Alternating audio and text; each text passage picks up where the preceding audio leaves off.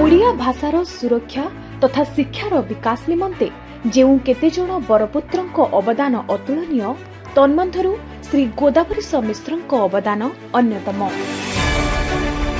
संप्रति खोर्धा जिला बाणपुर श्रीनिवास शासन रे 26 अक्टोबर 1886 रे जन्मग्रहण करथिले श्री गोदावरीश मिश्र। सेवा ही थिला तांको जीवनर व्रत। ओडिशार प्रथम शिक्षा मंत्री श्री गोदावरीश मिश्र उत्कलमणि पंडित गोपबंधुଙ୍କ द्वारा प्रतिष्ठित सत्यवादी बकुल वन विद्यालयर जणे आदर्श शिक्षक थिले। केवल से जणे शिक्षक नथिले, जणे सुसाहित्यिक, समाज सुधारक, सर्वोपरि प्रेरणार उत्स।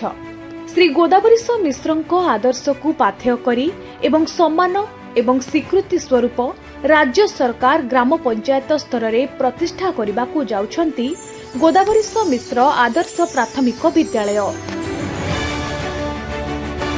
जातीय शिक्षा नीति 2020 को भित्ति करी परिकल्पना करा जायथिबा गोदावरीश मिश्र आदर्श प्राथमिक विद्यालय विकसित ओडिशार शिक्षा साधन भावरे ग्रामीण और अवहेलित अंचल रे गुणात्मक शिक्षा निश्चित करिबो।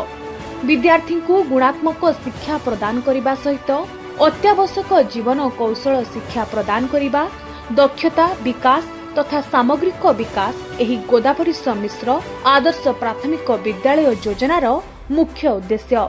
एतद्व्यतीत तृणमूल स्तर रे भित्तिभूमिर विकास गोदावरीश मिश्र आदर्श प्राथमिक विद्यालयर प्रमुख उपादान। आधुनिक श्रेणीगृह निर्माण, क्रीड़ा उपकरण, विद्यालय पई आसबाबपत्र, स्मार्ट श्रेणी प्रकोष्ठ, विज्ञान परीक्षागार, शिशु उद्यान, मुक्ताकाश व्यायामशाला, विद्यालय रक्षणाबेक्षण, गोष्ठी भागीदारी निश्चित करिबा एवं विद्यार्थींको पई सुरक्षित परिवेश उपरे दिया जायछि विशेष ध्यान।